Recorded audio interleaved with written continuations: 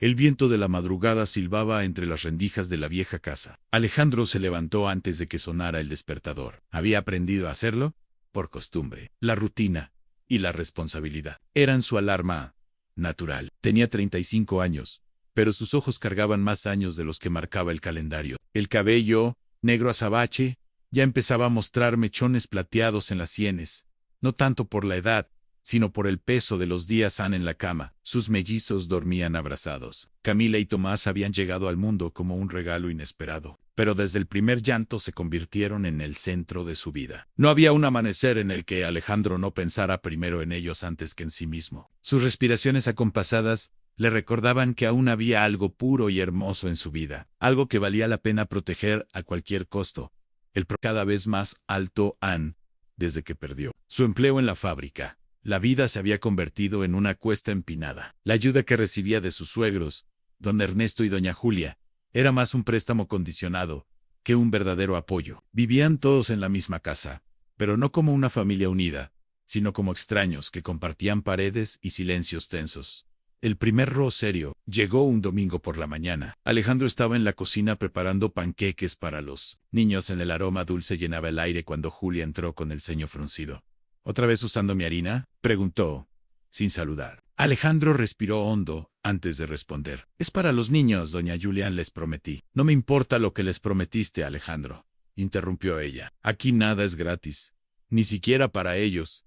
Aquella frase se le quedó clavada como una astilla. No era la primera vez que Julia le hacía sentir que su presencia, y la de los mellizos, era una carga. Ernesto, por su parte, no decía mucho, pero su silencio pesado lo decía todo. En la mesa, Camila y Tomás se miraban, sin entender del todo, pero sintiendo que algo andaba mal. En la tensión creció con los días. Alejandro buscaba trabajo incansablemente, tocaba puertas, dejaba currículums, ofrecía hacer trabajos de carpintería, un oficio que había aprendido de su padre, pero las oportunidades eran escasas y mal pagadas. Mientras tanto, cada gesto, cada mirada de sus suegros le recordaba que estaba viviendo de prestado.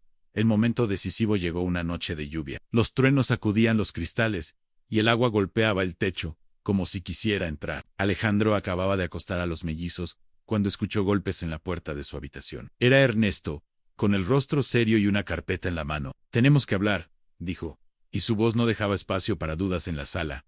Julia estaba sentada con los brazos cruzados. No podemos seguir así, comenzó Ernesto. Ya ha pasado demasiado tiempo y no vemos que las cosas mejoren. Estoy buscando trabajo todos los días, intentó explicar Alejandro. No es suficiente, lo interrumpió Julia. Esta casa no es un refugio eterno. Necesitamos el cuarto para un familiar que viene de fuera. A las palabras cayeron como una sentencia. No había negociación, no había compasión. Tenía 2 semanas para irse, con sus hijos, sin importar a dónde. Alejandro sintió un nudo en la garganta, no por él, sino por imaginar a sus mellizos sin un techo. Sin saberlo, sus suegros estaban echando de su casa a un hombre que pronto descubriría que era heredero de una fortuna de $200 millones.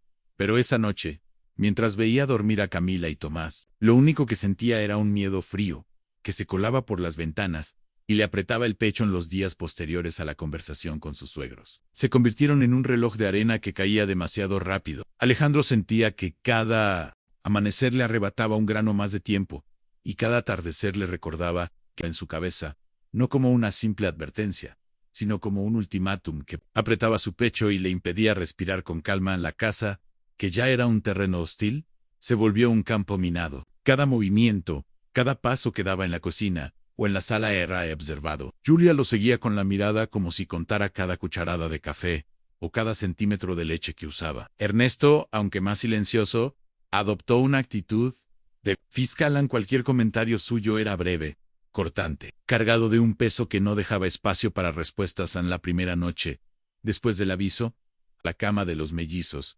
observando cómo dormían con las mejillas sonrosadas y el cabello enredado. El suave murmullo de su respiración era lo único que le daba fuerzas. Mientras el viento nocturno golpeaba las persianas, él repasaba mentalmente posibles salidas: llamar a un viejo amigo, vender algunas herramientas, aceptar trabajos temporales sin contrato. Todo, menos permitir que sus hijos terminaran en la calle. Curiosidad y desconfianza. El sobre pesaba más de lo que parecía. Dentro, algo rígido chocaba con el papel. Al moverlo, Abrió con cuidado. En el interior había una carta mecanografiada y una llave antigua, de esas grandes, con un aro circular y un tallo largo. La carta comenzaba con un encabezado formal al despacho jurídico Martínez y Asociados. Las primeras líneas lo dejaron helado an estimado señor Gutiérrez. Por instrucciones del albacea testamentario, nos ponemos en contacto con usted debido a un asunto de extrema importancia relacionado con la sucesión del difunto don Rodrigo Méndez. Alejandro frunció el ceño. Ese nombre no le decía nada. Ann siguió leyendo. Es imperativo que se presente en nuestra oficina para tratar un asunto que podría cambiar radicalmente su situación actual. Sus manos temblaban. ¿Qué clase de asunto podría tener un despacho de abogados con él? ¿Y quién era ese tal Rodrigo Méndez? Guardó la carta y la llave en la mochila, decidido a averiguarlo, aunque todavía no imaginaba que aquel nombre desconocido estaba ligado a una herencia que superaba todo lo que hubiera soñado Ann en ese momento. Afuera del café, el hombre de traje gris encendía un cigarro y se alejaba lentamente. La primera fase estaba cumplida en él.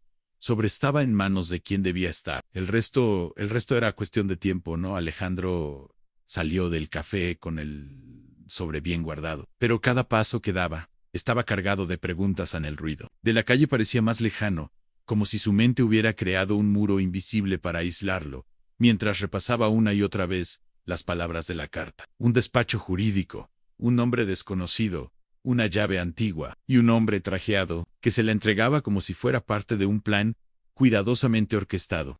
Nada en su vida, desde la muerte de su esposa, había tenido un giro que pareciera llevarlo hacia algo bueno. Así que la esperanza se mezclaba con un temor profundo a que todo fuera un engaño.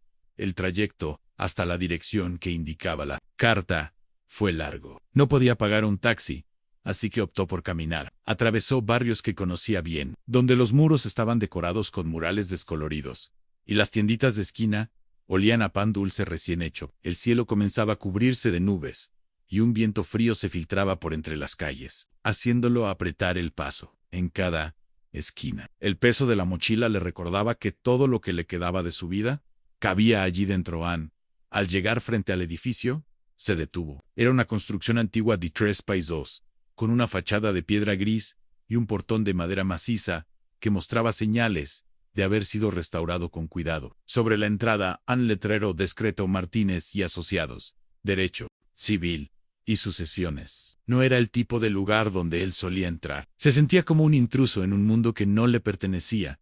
Empujó la puerta y se encontró en un vestíbulo iluminado por lámparas de bronce. Las paredes estaban cubiertas de estanterías con libros encuadernados en cuero, y el aire olía a una mezcla de papel viejo y café recién molido. Una mujer de cabello plateado, impecablemente peinada, lo recibió detrás de un escritorio.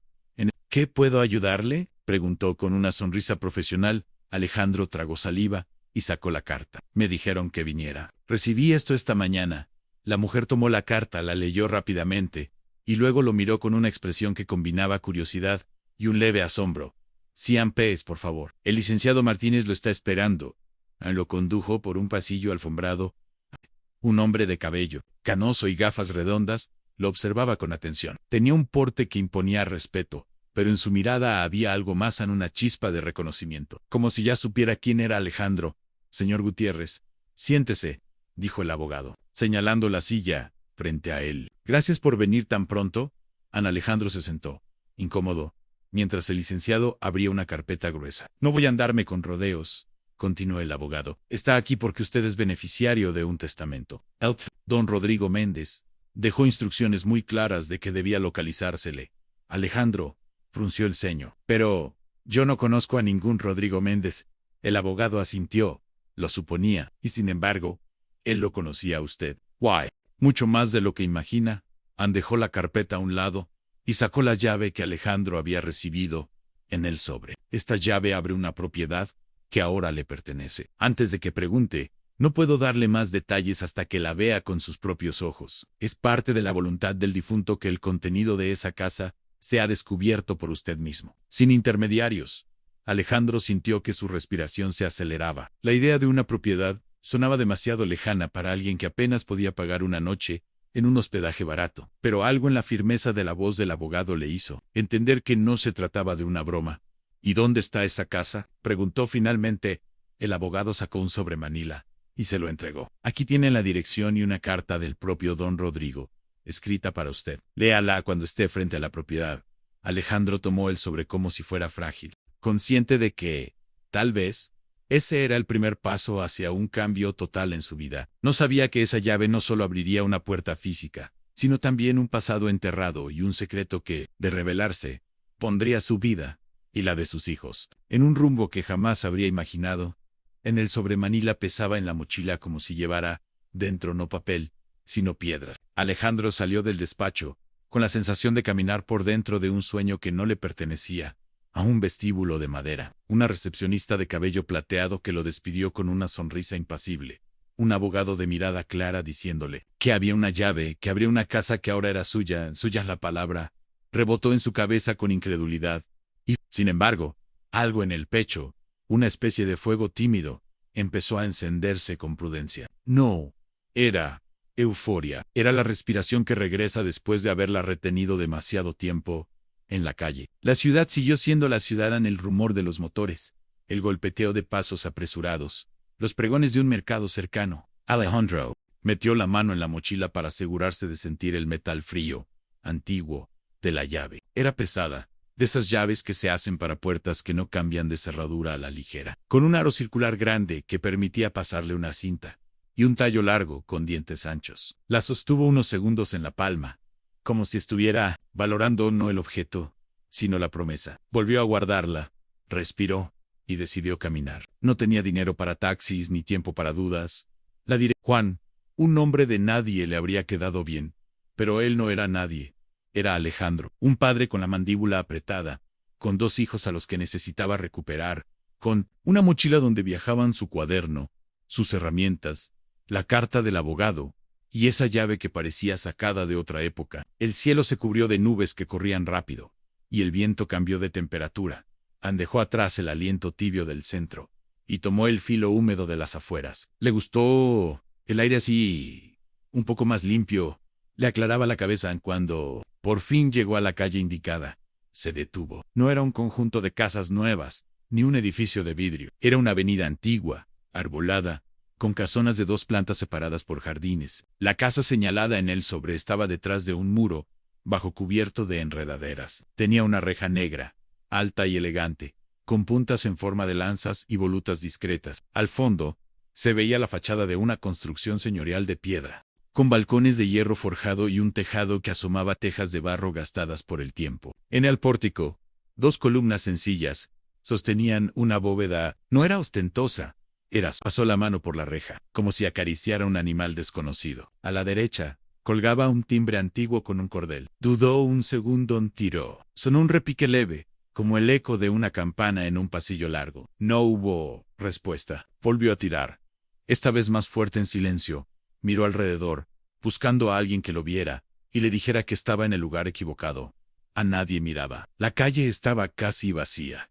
El viento movía las hojas de los árboles y hacía temblar las enredaderas. «Es tuya», recordó de pronto la voz del abogado. Buscó con la mirada una entrada lateral, una pequeña puerta peatonal dentro del marco grande para autos. Ahí estaban un postigo discreto, con una cerradura vieja que parecía saber cosas. Metió la mano en la mochila, sacó la llave e intentó en la cerradura. La llave entró con esa resistencia mínima que tienen las cerraduras que no han sido tocadas en algún tiempo. La giró despacio, escuchando cómo los pernos cedían con un crujido suave. Casi un suspiro. Empujó en la puerta, se abrió unos centímetros, y dejó pasar una ráfaga de aire que olía a jardín húmedo, a tierra regada o sombra fresca. Alejandro cruzó el umbral con un respeto que rozaba el miedo. Cerró tras de sí. El silencio del interior no era el de un lugar abandonado. Era el silencio de los sitios que esperan. Al amanecer, salió antes que nadie. Caminó hasta el parque industrial de las afueras y entregó su currículum en cada almacén, taller y bodega que encontraba. Algunos encargados le sonreían con amabilidad forzada y le decían que lo llamarían. Otros ni siquiera levantaban la vista del escritorio. Para mediodía, tenía las manos llenas de polvo y la garganta seca, pero no había conseguido nada. Aún así, no volvió a casa de inmediato. Sabía que llegar con las manos vacías solo aumentaría el desdén de sus suegros durante esos días. La tensión se volvió insoportable. Julia dejó de hablarle directamente. Cualquier mensaje lo transmitía a través de Alejandro, Apretaba los dientes, pero no discutía. Había comprendido que cualquier enfrentamiento solo aceleraría su expulsión cada noche. Después de acostar a Camila y Tomás, se encerraba en la pequeña habitación y sacaba su cuaderno viejo. No escribía planes ni cálculos. Recordaba la sonrisa de su esposa fallecida, como le tomaba la mano cuando las cosas iban mal. Pensaba en lo que ella habría hecho, en qué palabras usaría para consolarlo. Era su forma de mantenerse entero, de no quebrarse frente a los niños en el penúltimo día antes de que se cumpliera el plazo. Alejandro encontró un anuncio pegado en un poste en C. Busca ayudante para mudanzas en pago diario. Trabajo físico. No era lo que había soñado pero era algo. Anotó el número y llamó desde una cabina telefónica. Le dijeron que fuera al día siguiente, temprano, con ropa cómoda y dispuesto a cargar en esa noche. Sin embargo, Julia lo abordó en la cocina. «Espero que mañana tengas listo todo para irte», le dijo sin rodeos. «No quiero escenas, Alejandro. Aquí nadie te debe nada». Ernesto, que estaba sentado a la mesa, no levantó la mirada. Fue como si la sentencia estuviera escrita en piedra en Alejandro. Asintió, con la mandíbula apretada. No iba a suplicar. Pero mientras subía a la habitación y veía a sus hijos dormidos, una punzada de miedo le atravesó el pecho. No sabía que, al otro lado de la ciudad, en una oficina olvidada, un abogado revisaba un expediente que cambiaría su vida para siempre. El amanecer del último día llegó con un silencio extraño. Alejandro se despertó antes que el resto de la casa, como si su propio cuerpo hubiera decidido evitar el momento en que tendría que enfrentar la mirada de sus suegros. Se quedó sentado en el borde de la cama, observando a Tomás y Camila, que aún dormían con los brazos enredados el uno en el otro. No quería despertarlos. No todavía. Quería grabarse en la mente la imagen de sus rostros tranquilos, porque intuía que, al abrir los ojos, todo cambiaría. Se levantó despacio, se vistió con la misma ropa que había usado en sus entrevistas fallidas y bajó a la cocina. El reloj marcaba las 6:30, y la luz que entraba por la ventana teñía todo de un tono dorado, apagado. Sirvió café en una taza y bebió de pie, apoyado contra la encimera. Cada sorbo era un recordatorio de que ese sería su último desayuno en ese lugar. Aunque no fuera realmente su hogar, en los pasos de Ernesto resonaron en el pasillo. Apareció en la puerta de la cocina, con el ceño fruncido y una carpeta bajo el brazo. «A las 10 viene el camión de la mudanza», dijo, sin saludar. Alejandro asintió. No había nada que discutir. Ya no quedaba espacio para palabras que pudieran cambiar el desenlace. «Los niños», comenzó a decir. «Ellos están mejor con nosotros», lo interrumpió Ernesto, como si hablara de una decisión ya tomada. Alejandro sintió como un calor helado le subía por el pecho. «Son mis hijos», replicó, con voz firme, aunque controlada. Ernesto no respondió. Se limitó a dejar la carpeta sobre la mesa y salir, como si la conversación no mereciera más de su tiempo. Dentro de la carpeta había una lista escrita a mano en cosas de Alejandro y, debajo, objetos tachados, como si se tratara de las cajas. «No queremos basura después», dijo. Mientras ordenaba unos cajones, Alejandro recogió lo poco que tenía: un par de pantalones, 3 camisas, su cuaderno viejo y una pequeña caja de herramientas que había pertenecido a su padre. Cada era un trozo de su vida, y meterlo en una caja le daba la sensación de estar desarmándose a sí mismo. A las 10 en punto, el motor del camión de mudanzas rugió frente a la casa. Un hombre alto, con gorra, bajó y saludó con un gesto breve. Alejandro cargó sus propias cajas, sin aceptar ayuda. No quería deberles nada, ni siquiera un esfuerzo físico. Camila y Tomás estaban en el porche, confundidos. «¿A dónde vamos, papá?», preguntó Camila con su voz suave. «A un lugar nuestro, mi amor», respondió él, sonriendo con un calor que no sentía por dentro. Cuando el camión arrancó, Alejandro miró por la ventanilla. Vio a Ernesto de pie en la acera, con los brazos cruzados, y a Julia detrás de él, sosteniendo a los mellizos por los hombros. La imagen se quedó grabada como una cicatriz. No sabía que, a pocas cuadras de allí, un hombre de traje gris observaba el mismo camión desde su coche. Llevaba días siguiendo discretamente los movimientos de Alejandro, por encargo de un despacho jurídico. No era casualidad. Había un sobre cerrado con su nombre, guardado en una caja fuerte, y dentro, un documento que podría convertir su vida en algo completamente distinto. El camión de mudanza se perdió entre las calles arboladas, mientras Alejandro caminaba detrás, cargando la mochila donde guardaba lo más valioso que tenía: a las fotos de los mellizos, el cuaderno heredado de su padre y la caja de herramientas que había sido su única herencia tangible. Sentía el peso físico en los hombros, pero el peso emocional era infinitamente mayor. No había un destino fijo. No existía una dirección a donde llegar, solo el impulso de seguir adelante para no darles la satisfacción a sus suegros de verlo derrumbarse. La ciudad, esa mañana, parecía más ruidosa y hostil que nunca. El tráfico rugía con impaciencia. Los claxones se sucedían como bofetadas sonoras, y el aire estaba impregnado de ese olor a asfalto, caliente mezclado con humo de café barato. Alejandro caminaba sin rumbo, repasando mentalmente las opciones que le quedaban, que no eran muchas. Los ahorros que tenía, un fajo arrugado de billetes en el bolsillo, apenas le alcanzarían para unas noches en un hospedaje barato y algo de comida en el alquiler de un cuarto, aunque fuera en la periferia. Se le escapaba de las manos. A cada paso lo llevaba más lejos de la casa que había habitado, pero no podía dejar de pensar en los mellizos, la imagen de Camila mordiéndose el labio inferior para no llorar, y la de Tomás intentando sonreír para tranquilizarlo, le golpeaba como una piedra en el estómago. No se trataba solo de encontrar un techo, se trataba de encontrar un lugar donde sus hijos pudieran sentirse seguros. Un espacio donde no tuvieran que caminar de puntillas para evitar las críticas de los abuelos. El sol subía alto cuando Alejandro llegó a una pequeña plaza. Las bancas estaban ocupadas por ancianos que jugaban ajedrez y por madres que vigilaban a sus hijos en los columpios. Se sentó en un rincón, sacó el cuaderno, y como había hecho tantas veces en su vida, comenzó.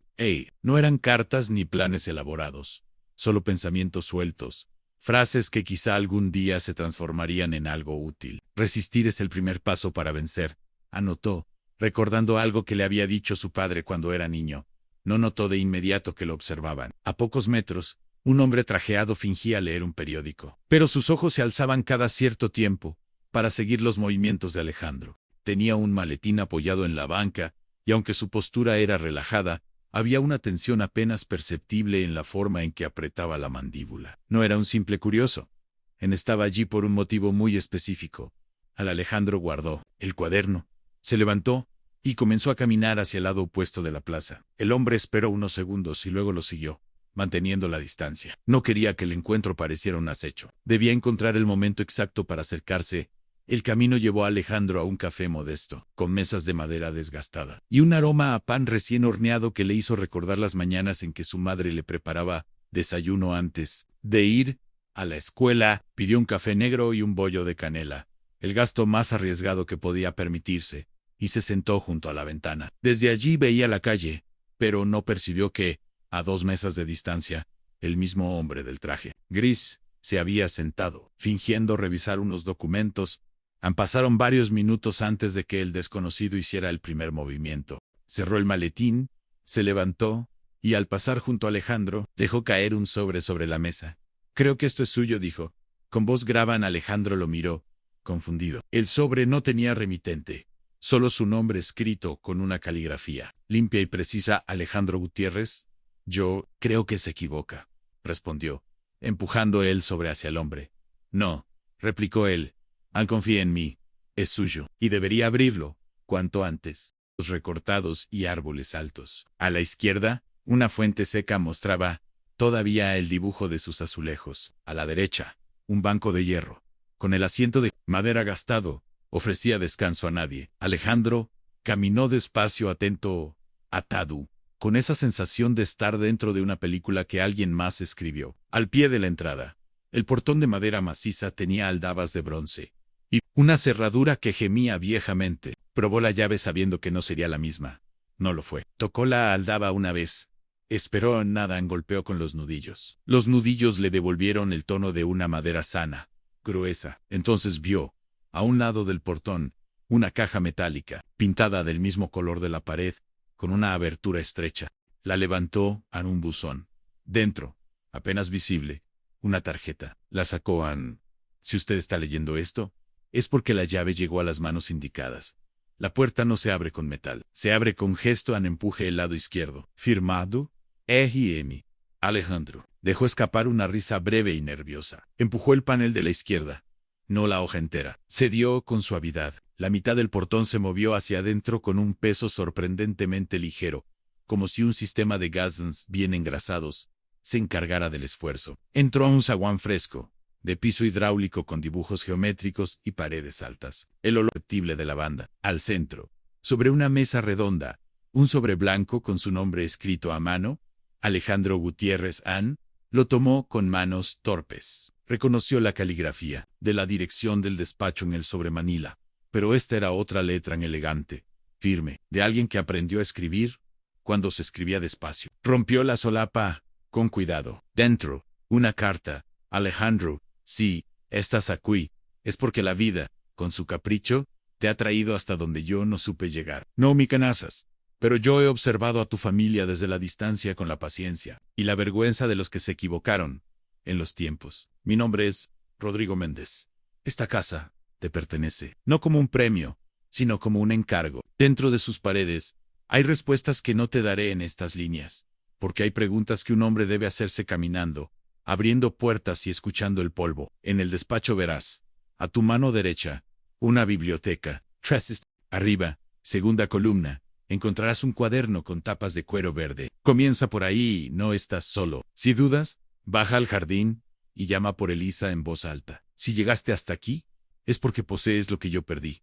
Ancoraya Nerame. La carta tembló en las manos de Alejandro, no por miedo, sino por esa emoción rara que es la mezcla de incertidumbre y esperanza. Guardó la carta. Caminó a la derecha como decía, y empujó una puerta doble que daba a un salón con ventanales al jardín. Una biblioteca ocupaba toda la pared del fondo, estantes altos, una escalera con riel para deslizarse de un lado a otro, libros encuadernados en tela, en cuero, muchos con títulos dorados en lomos gastados. A la derecha, una mesa de trabajo, con una lámpara de bronce y un tintero. A la izquierda, un reloj de pie que marcaba las 11:20, con una constancia que no se sabía si era reciente o eterna. Buscó con la mirada.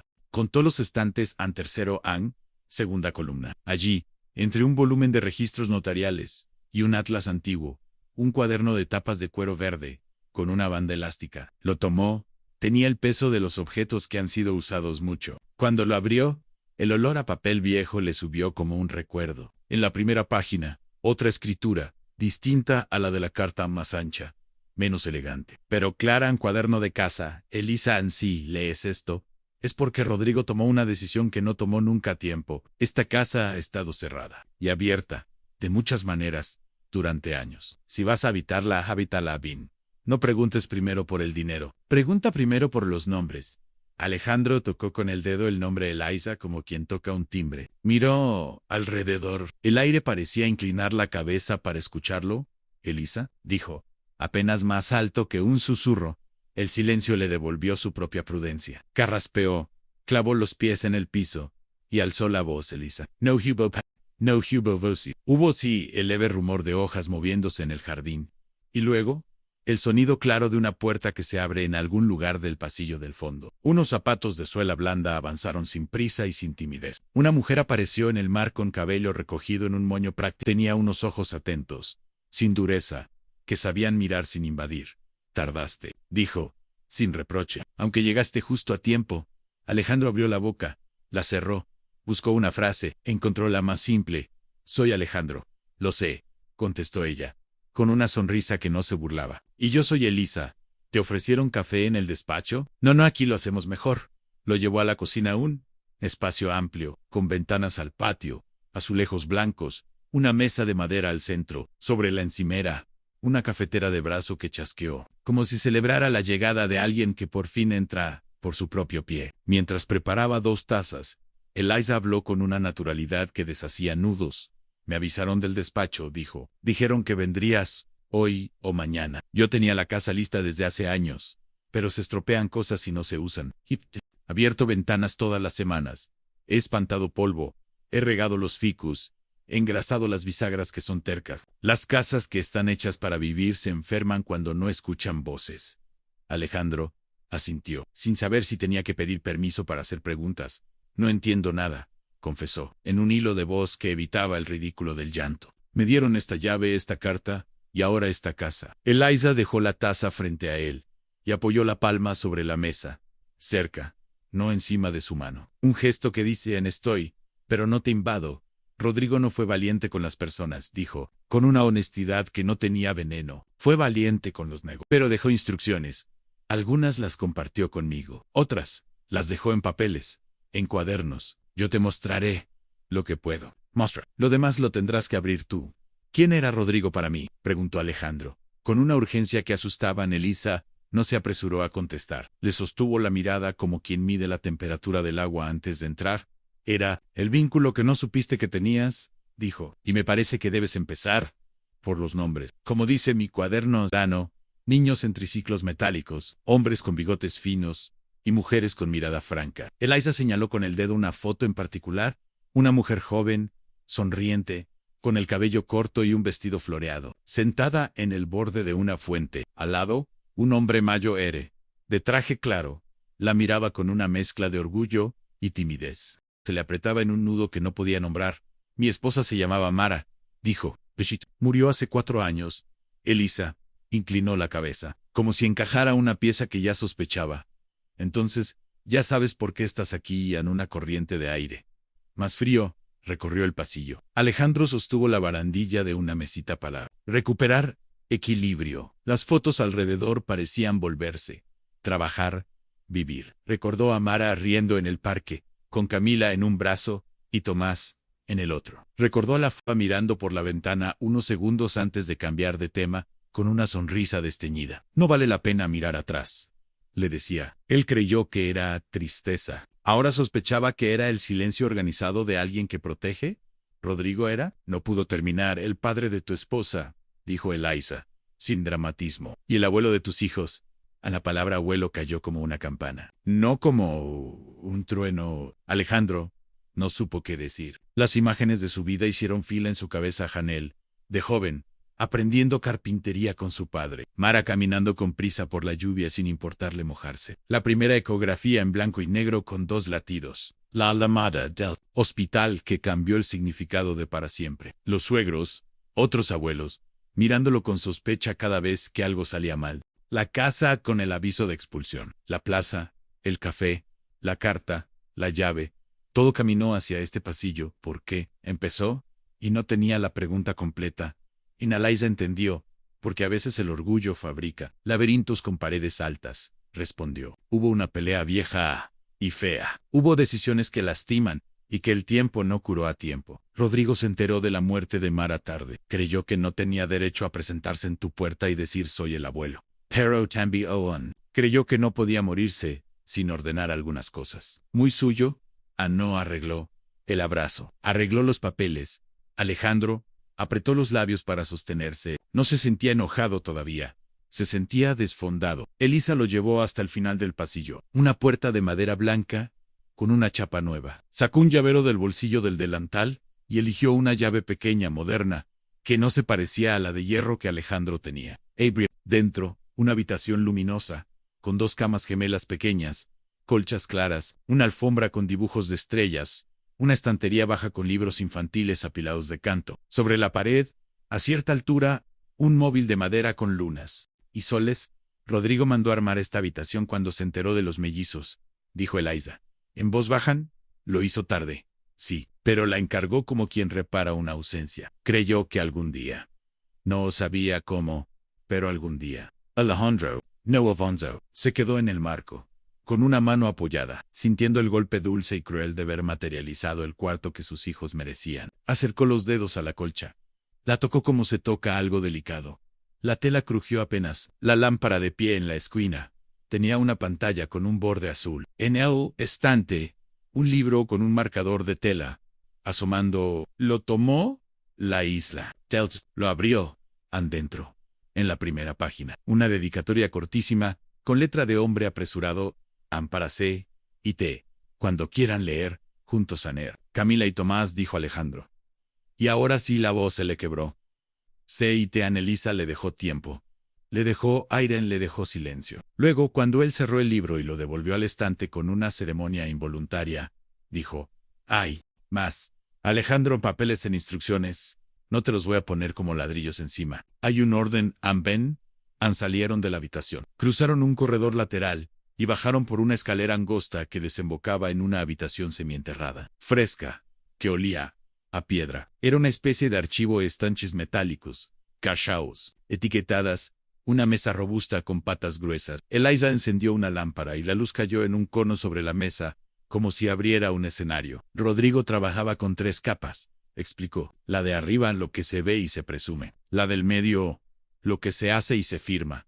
La de abajo, lo que se piensa de verdad. Aquí abajo está casi todo lo pensado. Nosotros iremos poco a poco, pero hoy tienes que ver lo que te toca ver. Sacó de una caja una carpeta plana con un elástico. La puso frente a Alejandro. Dentro, un manojo de documentos en certificaciones notariales, certificados de propiedad, extractos de cuentas, un esquema de sociedades con nombres que sonaban a barcos y a ciudades. Alejandro no iba a entender todo. No oían.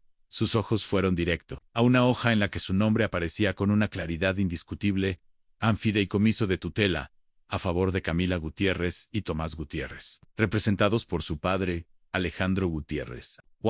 La firma de Rodrigo Méndez y la de un notario que ya había visto a Ann Martínez en Elisa, le señaló un párrafo subrayado. El fiduciario administrará, en vida de los menores, los bienes destinados a su educación, salud, vivienda digna y proyectos. Su representante, Alejandro Gutiérrez, tendrá potestad de uso razonable y rendirá cuentas anuales ante el despacho. Se prohíbe la enajenación de la casa principal por 20 años. Las palabras se ordenaron lentamente en la cabeza de Alejandro. En casa principal, enajenación prohibida. An tutela ha representado an todo legal, todo serio, an todo enorme. La cifra. Iba a preguntar, y se detuvo, como si se disculpara por su propia hambre. Elisa no le dio números. Le dio una imagen. No te preocupes por el tamaño del mar hoy, dijo. Asegúrate de saber nadar con los tuyos. La cifra aparecerá cuando pueda usarse sin que te coma. De todas formas, hay una carta más que tendrás que abrir cuando entremos al despacho pequeño de arriba. Y un sobrelacrado, que no abrirás sin el notario. No por ritual, sino porque así se hicieron las cosas para que nadie te apure ni te engañe. En el camino Milos cuitaron, soltó Alejandro. De repente, me quitaron a los niños. Dijeron que están mejor con nosotros. Mis suegros. Anelisa lo miró, y sus ojos, que hasta entonces habían sido prácticos, guardaron ahora una ternura firme, nada condescendiente. Entonces, lo primero que harás no será leer papeles, dijo. Será abrir la casa, dormir una noche aquí, respirar. Mañana, a las 9, irás conmigo al despacho del licenciado Martínez. Y después, irás a buscar a tus hijos, dientes para que el agradecimiento no se deshiciera como espuma. Asintió, miró alrededor, con la sensación de estar de pie en la playa minutos antes de ver el horizonte abrirse. Volvieron arriba. Eliza le mostró el cuarto, donde podría dormir en una habitación sencilla, con una cama ancha, ventanas al jardín, un armario con ropa blanca e impecable. Le dejó toallas, le enseñó dónde estaba el agua caliente, le dijo dónde encontraría pan, fruta, café. No lo trató como a un invitado, sino como a alguien que vuelve a casa, después de mucho tiempo.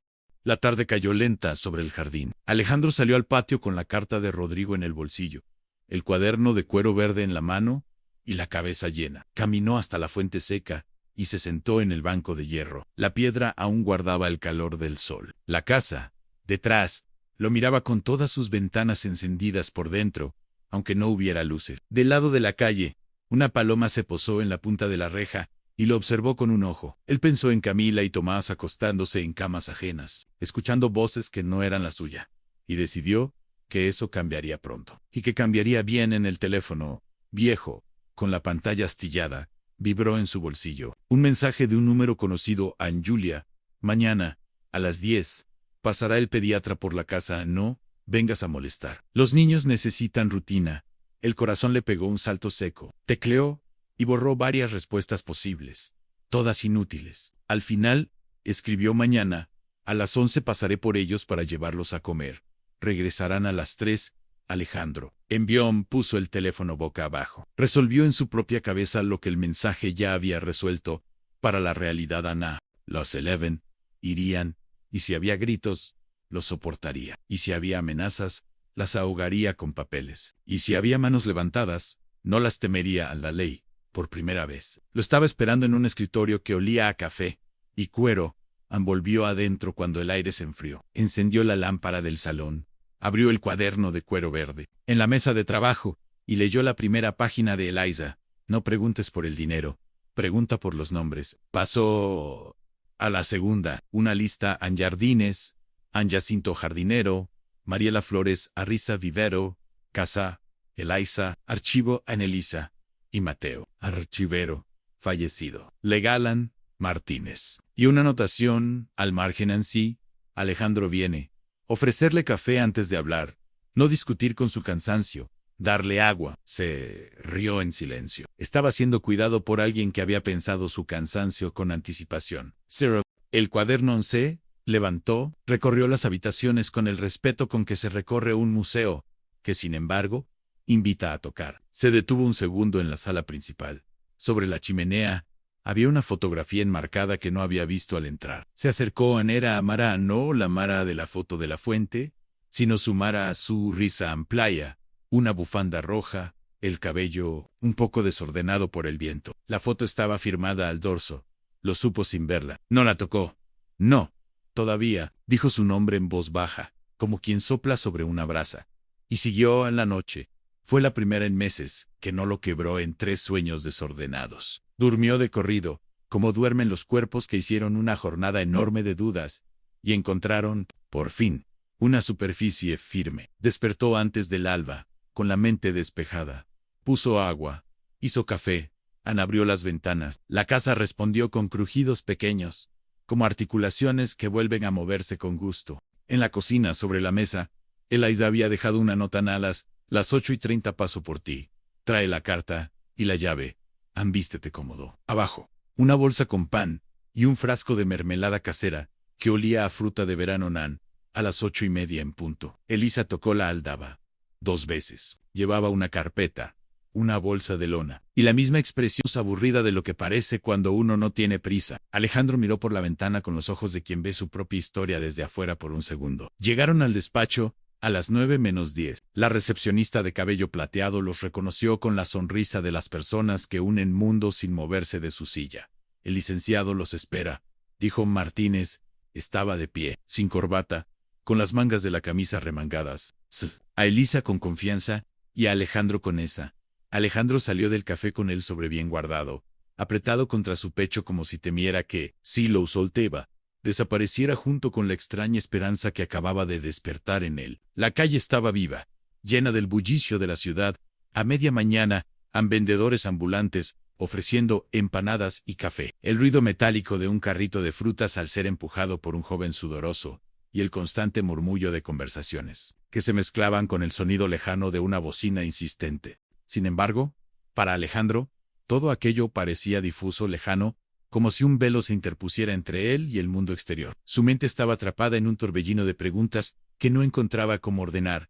Apretó el paso, no porque tuviera prisa, sino porque necesitaba moverse. Sentía que si se quedaba quieto, las dudas lo asfixiarían. Revisó el sobre una vez más, buscando pistas que quizás no había notado antes: la textura del papel, el peso de la llave que había. No podía costear un taxi. El dinero que llevaba debía estirarlo lo suficiente para alimentar a sus hijos y pagar una noche más en el pequeño hospedaje donde se quedaban. Así que optó por caminar. Cruzó calles que conocía de memoria, barrios donde los muros estaban cubiertos de murales coloridos, pero desgastados por la lluvia y el sol, donde el olor a pan dulce recién horneado se escapaba por las ventanas de las panaderías, mezclándose con el humo agrio de los escapes de los autos viejos. El cielo empezaba a cubrirse de nubes bajas, y un viento frío se colaba entre los edificios, obligándolo a subir el cierre de su chaqueta en cada esquina. El peso de la mochila sobre sus hombros le recordaba que todo lo que poseía cabía allí: un par de mudas de ropa, un par de fotos viejas, una manta y algunos cuadernos con dibujos de sus hijos. Apretó la correa con fuerza, como si aquello fuera su ancla, en un mar de incertidumbre. Cuando finalmente llegó al edificio, se detuvo unos metros antes para observarlo. No se parecía a los lugares que solía frecuentar. Era una construcción antigua, de 3 pisos, con una fachada de piedra gris pulida y un portón de madera maciza, oscuro, con herrajes de bronce que brillaban discretamente. Las ventanas estaban adornadas con cortinas gruesas y limpias, y sobre la entrada colgaba un letrero sobrio: Martínez y Asociados, Derecho Civil y Sucesiones. El lugar exudaba una elegancia silenciosa, una que parecía decir que allí se trataban asuntos serios, importantes, y Alejandro se sintió fuera de lugar. Como si su mera presencia pudiera ensuciar la alfombra de la entrada, respiró hondo y empujó la puerta. El interior estaba iluminado por lámparas de bronce que colgaban del techo, proyectando una luz cálida que se reflejaba en las paredes cubiertas de estanterías repinada con precisión. Estaba sentada tras un escritorio de madera pulida. Vestía un traje gris claro, y sus manos descansaban sobre un cuaderno abierto. «Buenos días», dijo, levantando la vista con una sonrisa cordial pero calculada. «¿En qué puedo ayudarle?» Alejandro tragó saliva y sacó la carta del bolsillo interior de su chaqueta. «Me dijeron que viniera aquí. Recibí esto esta mañana». La mujer tomó la carta, la examinó rápidamente, y luego lo miró con una mezcla de curiosidad y reconocimiento. «Sí, pase, por favor. El licenciado Martínez lo está esperando en C». Levantó y lo condujo por un pasillo alfombrado que amortiguaba el sonido de sus pasos. Las paredes estaban decoradas con cuadros de paisajes y fotografías antiguas, en blanco y negro, cada una enmarcada con elegancia. Alejandro sentía que caminaba hacia algo que no podía definir. Con el estómago encogido y las manos sudorosas en la mujer, se detuvo frente a una puerta de madera oscura. Golpeó suavemente y, al escuchar una voz grave desde dentro, giró el pomo y lo invitó a pasar. El despacho era amplio y acogedor, con un ventanal que dejaba entrar la luz grisácea de la mañana nublada. Detrás de un escritorio de roble perfectamente ordenado, un hombre de cabello canoso y gafas redondas lo observaba con atención. Vestía un traje azul marino impecable y tenía un porte que imponía respeto, aunque en su mirada había algo más en una chispa de reconocimiento, como si ya supiera todo sobre Alejandro antes de que éste dijera una palabra. «Señor Gutiérrez, siéntese por favor», dijo el abogado, señalando la silla frente a él. «Me alegra que haya venido tan pronto». Alejandro se sentó, intentando acomodarse, aunque la rigidez de su postura traicionaba su nerviosismo. El abogado abrió una carpeta gruesa y habló con un tono pausado, pero firme. «No voy a dar rodeos, señor Gutiérrez. Usted está aquí porque es beneficiario de un testamento. El testador, don Rodrigo Méndez, dejó instrucciones muy claras para que lo encontráramos y lo citáramos en este lugar». Alejandro frunció el ceño. «Disculpe, pero yo no conozco a ningún Rodrigo Méndez».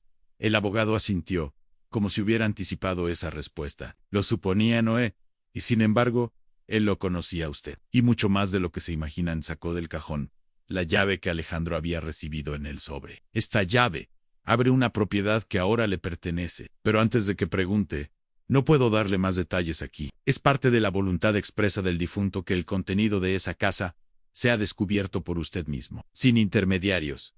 Alejandro lo miró, incrédulo. «Una propiedad». Esa palabra sonaba como un lujo inalcanzable para alguien que llevaba meses durmiendo en habitaciones baratas y comiendo lo justo para sobrevivir. «¿Dónde está esa casa?», preguntó finalmente, con un hilo de voz, dirigida únicamente a usted. «Léala cuando esté frente a la propiedad. Solo entonces entenderá por qué está aquí». Alejandro tomó el sobre con manos temblorosas. No lo sabía aún, pero esa llave abriría mucho más que una puerta. Lo conduciría a un pasado oculto y a un secreto, capaz de cambiar no solo su presente, sino también el futuro de sus hijos. Alejandro salió del despacho con el sobre manila en la mano y la llave fría apretada dentro del bolsillo. Afuera, el cielo se había oscurecido un poco más, y la llovizna comenzaba a dibujar círculos dispersos sobre el pavimento. La ciudad, indiferente a sus pensamientos, seguía latiendo con su ruido constante en pasos apresurados. Motores que rugían, el pregón distante de un vendedor que ofrecía 2 por 1 en mangos maduros. Él, sin embargo, sentía que todo se había ralentizado, como si el tiempo se doblara y lo empujara hacia un destino que no terminaba de comprender. No quiso abrir el sobre en la calle. Algo dentro de él le decía que debía seguir las instrucciones, al pie de la letra. Al pie de la letra. Así que caminó bajo la llovizna esquivando charcos, hasta llegar al hospedaje barato donde estaba con sus hijos. El edificio, de paredes descascaradas y ventanas pequeñas, tenía un olor persistente a humedad mezclado con desinfectante barato. Subió las escaleras con pasos silenciosos, cuidando de no despertar a nadie, y entró en la habitación. Allí, sobre las camas estrechas y desparejas, dormían profundamente Sofía y Matías, sus mellizos de apenas 8 años. Sofía, enroscada como un gato, abrazaba un peluche con una oreja rota. Matías, boca arriba, respiraba con suavidad, moviendo los labios como si soñara con algo dulce. Alejandro se quedó observándolos unos segundos, sintiendo una punzada en el pecho. Eran su razón de seguir adelante, su motor, y a veces, su único motivo para levantarse cada mañana. Caminó hasta la pequeña mesa junto a la ventana y se sentó. El ruido de la lluvia golpeando el cristal se mezclaba con el zumbido lejano de un televisor encendido en otra habitación. Con cuidado, rompió el sello del sobre en dentro. Encontró una hoja doblada en 3 y un papel más pequeño con una dirección escrita con letra firme. Kale Almost 17, San East. La carta, firmada por Rodrigo Méndez, decía Alejandro en sí: estás leyendo esto. Significa que las piezas finalmente se han movido como debían. No nos conocimos en vida, pero te observé desde lejos durante mucho tiempo. Esta propiedad que te entrego no es solo un lugar para vivir. Es la llave. Ama San Rodrigo. Alejandro leyó esas palabras una y otra vez, intentando encontrar algún indicio oculto en ellas. ¿Quién era este hombre? ¿Por qué hablaba como si hubiera estado vigilándolo? Y sobre todo, ¿qué significaba eso de la llave a tu verdadera historia? La dirección le resultaba lejana. San Isidro estaba a varias horas de viaje, un distrito que conocía solo de oídas tan tranquilo, con casas antiguas y calles arboladas, un lugar que parecía de otro mundo, comparado con los barrios donde había crecido. El problema era que no tenía dinero suficiente para ir con sus hijos y quedarse allí de inmediato. Tendría que improvisar a la mañana siguiente. Despertó antes del amanecer. El cielo apenas clareaba y la ciudad parecía contener la respiración antes del caos diario. Empacó lo poco que tenían, asegurándose de que el sobre, la carta y la llave estuvieran en un bolsillo interior de su chaqueta. Les explicó a los mellizos que harían un viaje para visitar un lugar especial. Ellos, medio dormidos, no preguntaron demasiado. El trayecto fue largo y frío. Tomaron un autobús que crujía con cada bache, mientras el paisaje urbano se iba transformando de calles estrechas, con puestos ambulantes y fachadas gastadas a avenidas más amplias, donde los árboles formaban túneles verdes sobre el asfalto. Los niños miraban por la ventana, señalando cosas que él apenas registraba. Su mente estaba demasiado ocupada, imaginando que encontraría al final. Cuando por fin bajaron en San Isidro, el aire era distinto, más limpio, con un aroma a tierra húmeda y flores recién abiertas. Las calles estaban empedradas, y las casas, aunque antiguas, parecían sacadas de una postal. Siguió las indicaciones. Un portón de hierro negro, enmarcado por muros cubiertos de enredaderas. Se detuvo frente a la entrada, sintiendo un escalofrío. La propiedad se alzaba imponente, una casa de 2 pisos con balcones de hierro forjado y ventanas altas, pintadas de un blanco impecable. El jardín, aunque un poco descuidado, estaba lleno de rosales y árboles frutales. Era un lugar que contrastaba brutalmente con todo lo que conocía. Los mellizos, con ojos grandes y brillantes, lo miraban como esperando que él dijera algo. Bueno, parece que hemos llegado, susurró, más para sí mismo que para ellos. Metió la mano en el bolsillo y sacó la llave. El metal estaba frío, y por un momento se preguntó si al girarla realmente abriría algo tangible, o si, de alguna manera, terminaría despertando de todo esto como si fuera un sueño demasiado bueno para ser real. Respiró hondo, encajó la llave en la cerradura. Waigiro. El clic sonó fuerte, definitivo, como el cierre de un capítulo, y el inicio de otro. En la puerta se abrió con un leve quejido y lo que vio adentro hizo que olvidara respirar. La primera sensación que lo envolvió fue un olor antiguo, y el silencio era tan denso que podía escuchar el leve crujido de sus propios pasos sobre el parqué. El vestíbulo se abría ante él como un portal hacia otro mundo. En un piso de madera oscura, pulida hasta brillar, se extendía bajo sus pies, reflejando la luz que entraba a través de un ventanal alto cubierto por cortinas de encaje amarillentas. En las paredes colgaban retratos enmarcados con molduras doradas, rostros serios, vestidos con ropas de épocas pasadas, todos mirándolo con una solemnidad que le hizo bajar la voz, sin darse cuenta. Los mellizos se quedaron boquiabiertos. Sofía, con su peluche todavía en la mano, dio un paso adelante y pasó los dedos por una mesa auxiliar que había junto a la pared. La superficie estaba cubierta por una fina capa de polvo, y la niña dibujó una línea con la yema del dedo antes de sonreírle a su padre. Matías, por su parte, se inclinó para mirar dentro de un paragüero de bronce, donde descansaban 3 bastones de madera tallada. Cara Anokan Ampomo, distinto, uno de plata con forma de cabeza de león, otro de marfil liso y el último de madera, de nogal, con un grabado intrincado. Papá, dijo Matías en voz baja. ¿Quién vivía aquí? Alejandro tardó en responder. No lo sé. hijo. Pero creo que vamos a averiguarlo a la izquierda. Un arco amplio conducía a una sala de estar.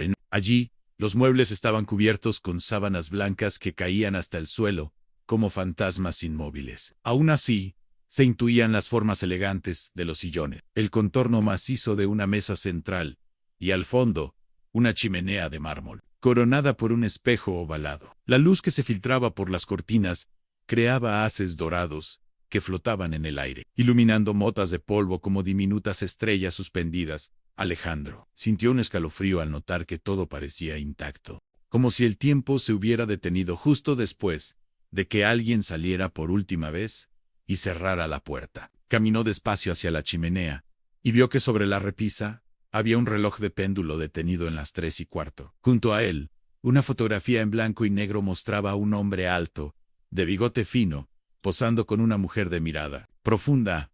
En el borde inferior, escrito con tinta cursiva, se leía An Rodrigo y Elena, 1973. Su corazón dio un vuelco en Rodrigo.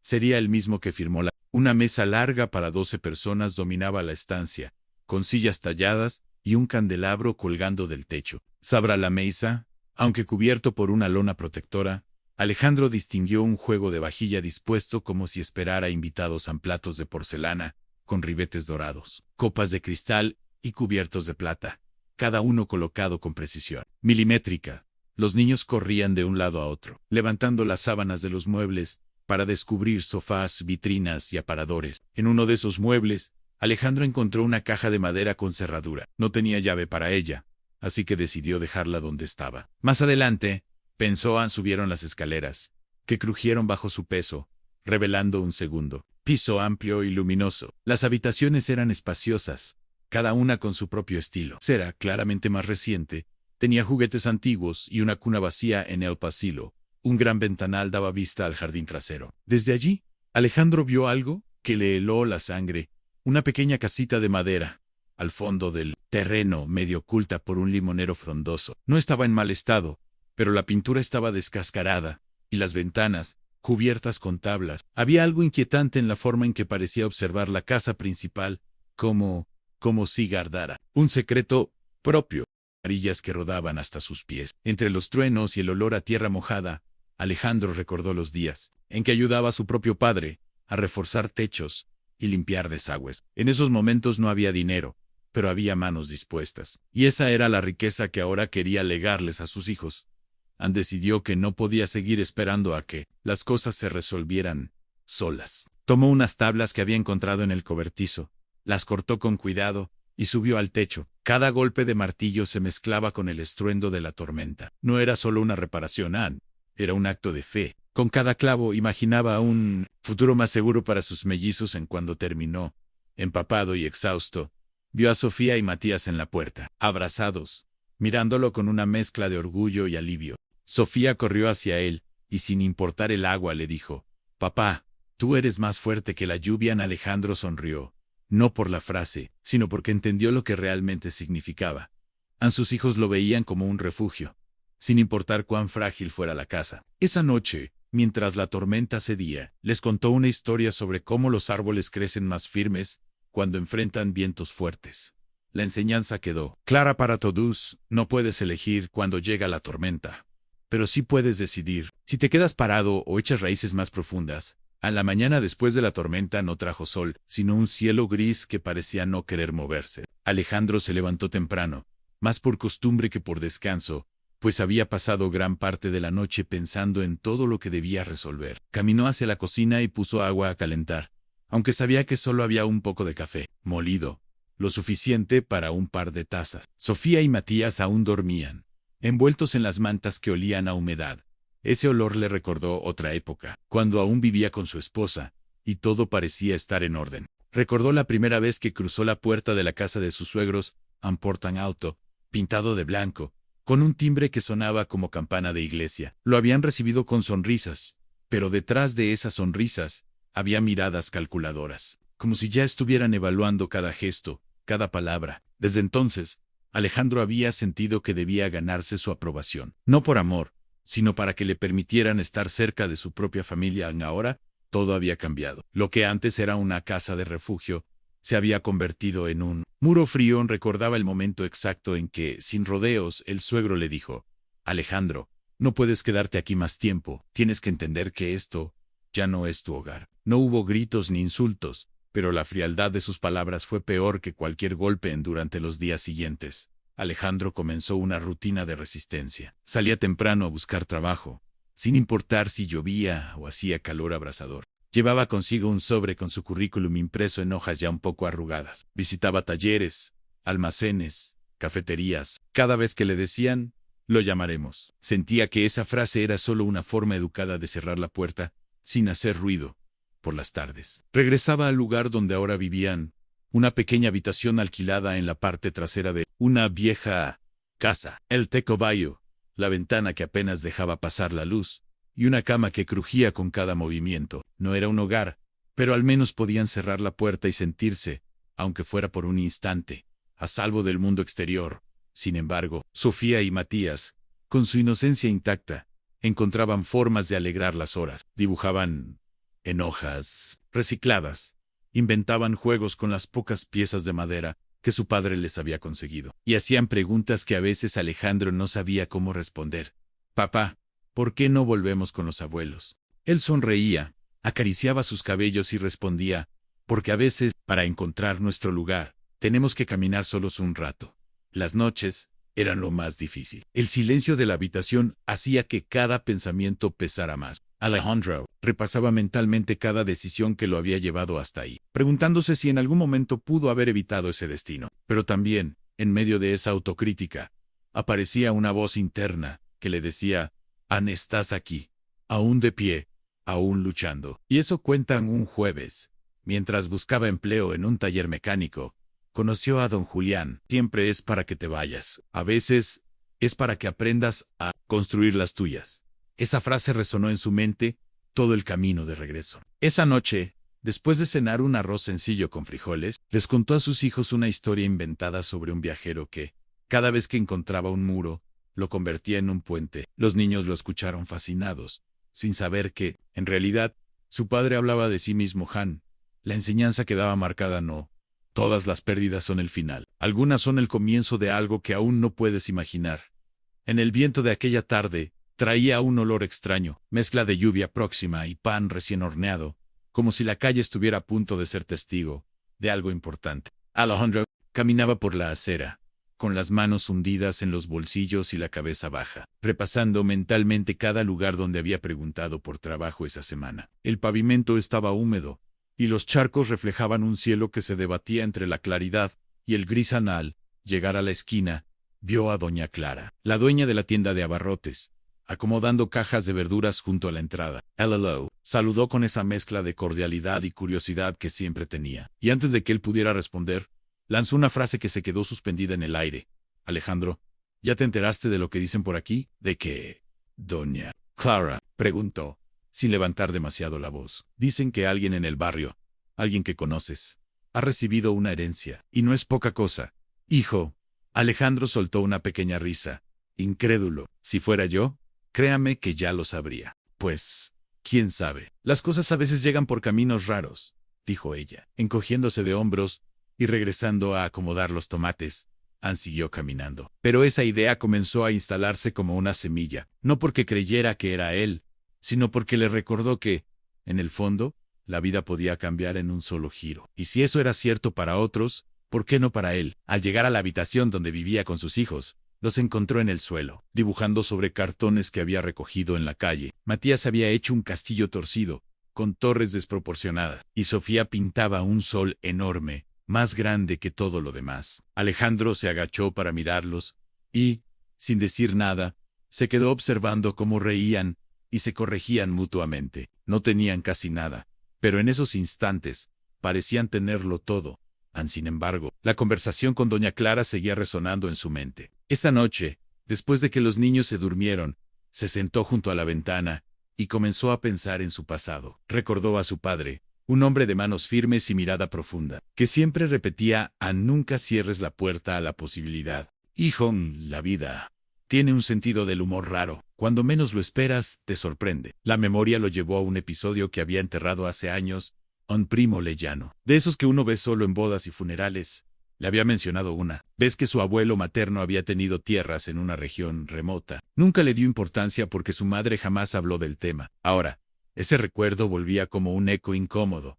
Pasaron los días, y el rumor creció. Se decía que la herencia era millonaria, que venía de un pariente que había vivido en el extranjero y que, sin familia directa, había dejado todo a un heredero desconocido. Algunos en el barrio afirmaban que el dinero estaba en una cuenta bancaria, otros decían que eran propiedades. Alejandro no prestaba demasiada atención, pero cada vez que lo veía, la gente le hacía comentarios velados. ¿Y tú qué harías con tanto dinero? Seguro no volverías a trabajar nunca más. Él respondía con sonrisas cortas y frases vagas. Pero por dentro empezaba a sentir un cosquilleo de incertidumbre. Una tarde, mientras ayudaba a don Julián a reparar una vieja puerta, el hombre le dijo sin rodeos: Alejandro, si ese dinero es tuyo, vas a tener que decidir rápido qué hacer con él. La plata, puro de la ciudad, al registro civil, para buscar cualquier documento que pudiera darle pistas. No quería ilusionarse, pero algo en su interior le decía que debía seguir ese hilo. El viaje al día siguiente fue un contraste con su vida habitual. El centro estaba lleno de edificios antiguos, con puertas de madera tallada y balcones de hierro forjado. La luz del mediodía caía oblicua, iluminando las fachadas color ocre y resaltando los detalles que el tiempo había dejado. Alejandro entró al registro, y el olor a papel viejo lo envolvió. Anne se acercó al mostrador y explicó su situación a una mujer de cabello recogido y lentes finos. Ella lo escuchó con paciencia y luego desapareció entre los pasillos de archivos. Pasaron largos minutos hasta que regresó, cargando una carpeta amarilla. La colocó sobre el mostrador y dijo: Señor, aquí hay algo que quizá le interese. Alejandro abrió la carpeta y vio un documento con un sello oficial. Sus manos temblaron al leer el nombre completo de su abuelo materno y, debajo, un listado de propiedades, cuentas y valores que parecían imposibles. No entendía cada detalle legal, pero las cifras eran claras. Aquello equivalía a millones de dólares. A vez en mucho tiempo, tendrían un techo. Seguro no sabía que, al otro lado de esa caja fuerte, dormía la verdad de una herencia que no solo cambiaría su vida, sino que también desenterraría una historia familiar marcada por traiciones, pactos rotos y un secreto que había permanecido oculto durante más de 40 años. La tarde cayó despacio, como si quisiera darle tiempo a Alejandro para adaptarse a su nueva realidad. Los últimos rayos del sol se filtraban por las persianas viejas, pintando la sala con franjas doradas y anaranjadas que parecían cintas de luz suspendidas en el aire. No había muebles lujosos, ni paredes recién pintadas, pero había algo en esa penumbra cálida que le recordaba a la cocina de su infancia, donde su madre preparaba pan, con las manos llenas de harina y el corazón lleno de paciencia. Mientras revisaba los armarios de la cocina, notó algo que le llamó la atención: pequeñas etiquetas amarillentas, escritas a mano, pegadas en la madera, decían especias finas, té de Ceilán, café molido, uso diario. No eran solo palabras. Eran rastros de una vida meticulosa y organizada, de alguien que había cuidado cada detalle de su hogar. Alejandro pasó los dedos por una de ellas y sintió una punzada de respeto por aquel desconocido o desconocida que, años atrás, había hecho de esa casa un lugar vivo a sus hijos. Sofía y Matías exploraban como si estuvieran en una aventura. Sofía encontró un reloj de cuerda y lo sostuvo contra su oído, esperando oír un tic-tac que ya no existía. Matías descubrió una alfombra persa, bajo una manta, y se puso a seguir sus patrones con el dedo, como si buscara un tesoro escondido en un mapa antiguo. Verlos así le llenó de orgullo, pero también le recordó la enorme responsabilidad que tenía sobre sus hombros en protegerlos, guiarlos, enseñarles. ¿Dormiremos aquí hoy?, preguntó Sofía con una sonrisa tímida. Sí, princesa, hoy mismo, respondió Alejandro, fingiendo seguridad, aunque por dentro sentía el peso de lo desconocido. La noche se cerró con rapidez. Prepararon colchones inflables en la sala y cenaron sopa enlatada sobre mantas. Fue una comida sencilla, pero todos sonrieron. No porque fuera un banquete, sino porque la compartieron. Alejandro pensó entonces en algo que su padre solía decir: no es la mesa lo que importa, hijo, sino las manos que se encuentran sobre ella. Cuando sus hijos se durmieron, Alejandro se levantó para beber agua. Pasó junto a la chimenea y notó una hendidura rectangular en la pared. Golpeó suavemente y escuchó un eco hueco. Había algo detrás. No tenía llave, ocupaba el centro, y sobre ella, papeles amarillentos, plumas estilográficas y un globo terráqueo, con países que ya no existían bajo esos nombres. En una esquina, una caja fuerte empotrada en la pared, los miraba con mudo desafío. El corazón de Alejandro latió con fuerza. ¿Estaría allí la verdadera razón de todo esto? Sin embargo, decidió no forzar nada ese día. No quería que los niños se sintieran inseguros, ni que algo saliera mal por apresurarse. Cervantes parecía mirarlo. Esta vez, una de sus tablas estaba caída. Un escalofrío le recorrió la espalda, pero decidió no acercarse. Esa noche soñó con pasos, con puertas que se abrían solas, y con una voz grave que lo llamaba por su nombre. Se despertó sobresaltado, y vio que el reloj de péndulo de la chimenea marcaba las 3:15, exactamente la misma hora que había visto congelada en una vieja foto encontrada en la cocina. A ponerle pruebas, algunas visibles y otras escondidas, como aquella puerta sellada. Pero así como esa pared guardaba un secreto, él guardaba algo más valioso, la determinación de seguir adelante, sin importar qué hubiera detrás, y esa fue la enseñanza que se prometió transmitir a Sofía y Matías. No todas las respuestas se encuentran de inmediato, pero la paciencia y la valentía para descubrirlas son las llaves que abren cualquier puerta. La mañana siguiente amaneció con un silencio extraño. No era el silencio tranquilo de un barrio dormido, sino uno que parecía contener algo, como si la casa misma estuviera esperando a que alguien la escuchara. Alejandro se levantó temprano, más por costumbre que por descanso, y encontró a Matías, sentado en el alféizar de la ventana, mirando hacia el limonero. «Papá, ¿viste?», susurró. Anoche se encendió una luz en la casita. Alejandro lo miró sin saber si reír o preocuparse. Decidió no alarmarlo, y le revolvió el cabello. Tal vez fue un reflejo, campeón. El vidrio puede engañar. Después del desayuno improvisado, tostadas, con mermelada y un café aguado, que parecía más un recuerdo que una bebida, Alejandro decidió explorar el jardín. El césped crecía alto, ocultando piedras y herramientas. Oxidadas en el limonero majestuoso y viejo, tenía ramas que se estiraban hacia el cielo como dedos huesudos. Se acercó a la casita de madera, pero antes de subir, notó algo grabado en el tronco en iniciales entrelazadas: Eli, Miu, y 970, y Oitu. Era la marca de alguien que había amado, que había dejado huella dentro de la casita. Encontró una pequeña caja, de lata, oxidada pero intacta. La abrió con cuidado, y halló cartas dobladas, escritas con tinta azul. La primera comenzaba con «Mi querido Luis», y relataba días soleados, planes de futuro, y promesas de nunca separarse. Alejandro sintió que invadía una intimidad ajena, pero algo en esas palabras le habló directamente: el valor de construir algo propio, de luchar por un lugar donde tus recuerdos puedan quedarse. En esa tarde, mientras reparaba la escalera rota, con clavos y tablas rescatadas del cobertizo, pensó en todo lo que había perdido desde que los suegros lo echaron. No solo la seguridad de un techo seguro, sino de golpe. Se arma pieza por pieza, con paciencia y determinación. Al caer la noche, Sofía le llevó un dibujo que había hecho, el Mashiach, Ela, sonriendo bajo un gran limonero. Alejandro lo miró, y con un nudo en la garganta, comprendió que esa imagen no era solo un dibujo infantil, era un mapa, un recordatorio de que la verdadera herencia no siempre es dinero o propiedades. A veces importa cuántas veces te saquen de un lugar. Lo que cuenta es que nunca te saquen las ganas de empezar de nuevo.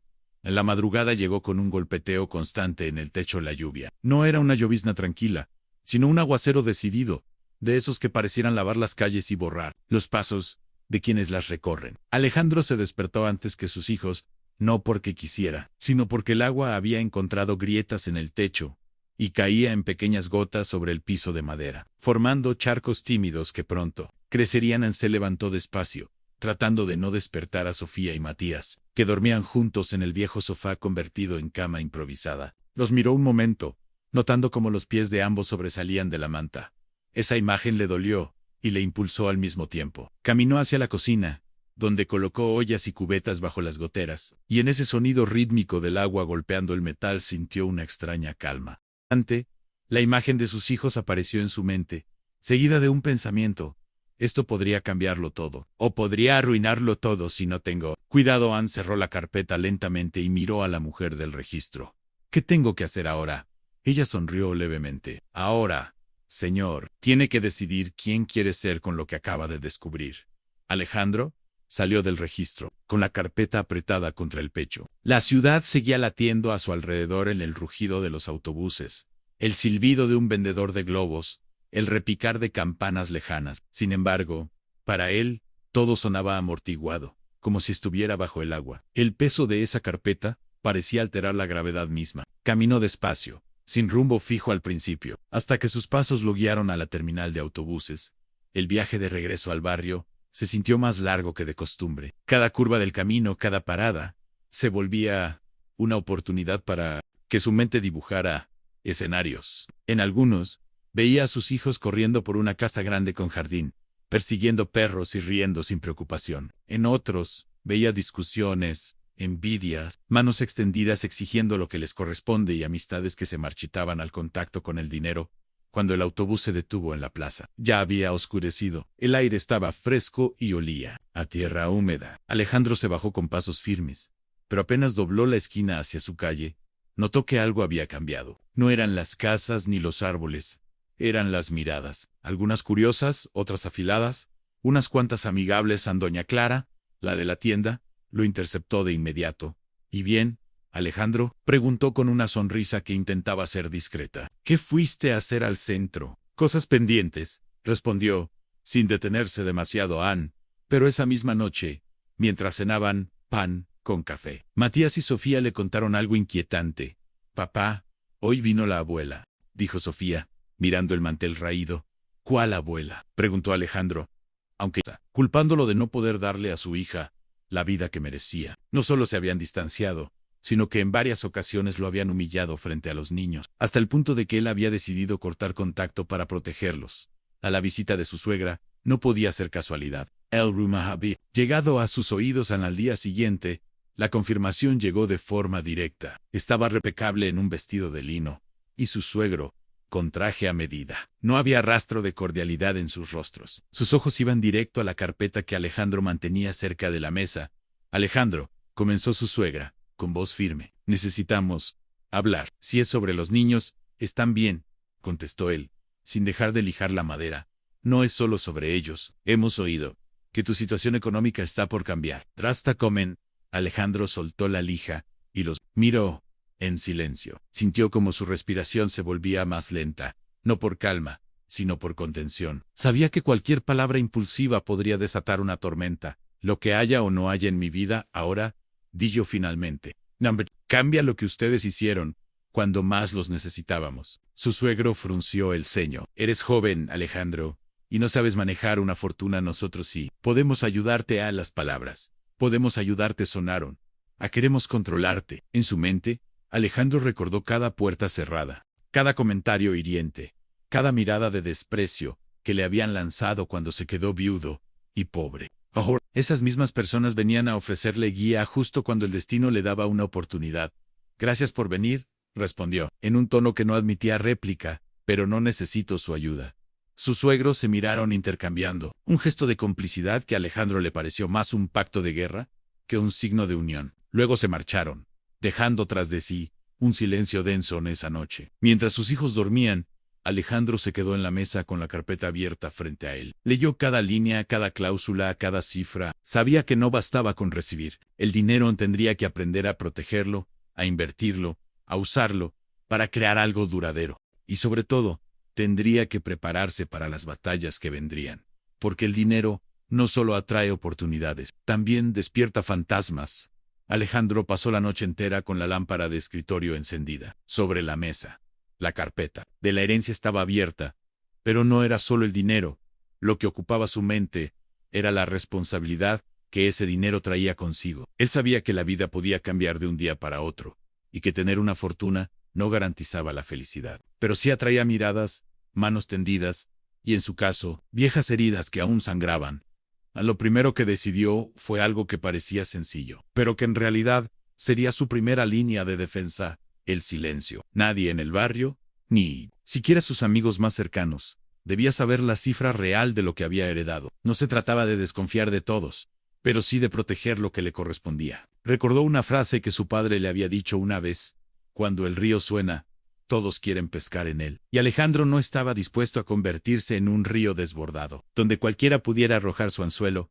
Ana abrió un cuaderno nuevo, de tapas negras, y comenzó a escribir. En la primera página puso un título, Proyecto Races. No era solo un plan financiero, era un mapa para transformar la herencia en algo que perdurara más allá de él. Escribió en letras grandes 3 objetivos. Destinaría una parte a comprar una casa modesta, pero en un lugar seguro, con espacio para que Matías y Sofía crecieran sin miedo a que la renta se comiera sus ingresos. Nada ostentoso en una casa común, para pasar desapercibidos después. Pensó en la inversión. No quería depender de bancos, ni de consejos de terceros que vieran en él una mina de oro. Recordó su habilidad con la carpintería y las reparaciones, y se imaginó un pequeño taller bien ocupado que pudiera producir muebles de calidad. Allí podría trabajar y enseñar a otros, creando empleo para jóvenes del barrio que no tuvieran oportunidades. La tercera parte era la más delicada, ayudar. Alejandro tenía claro que, aunque quisiera tender la mano, debía poner límites. Sabía que una ayuda mal administrada podía convertirse en dependencia o en resentimiento. Dar, sí pensó, pero de forma que la persona crezca, no que sea. A la mañana siguiente.